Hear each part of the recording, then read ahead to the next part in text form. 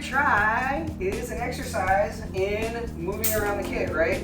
But we're also using patterns and what time signatures are beat in. We can count that. We could count it. Yeah, totally. We could count it in 8. We can count it in 16th note subdivision if you really wanted to, like 1E and a 2E and a 3E and a 4E and a whatever way you think about it for now is okay. But we're practicing, right? Moving around the kit and playing linear.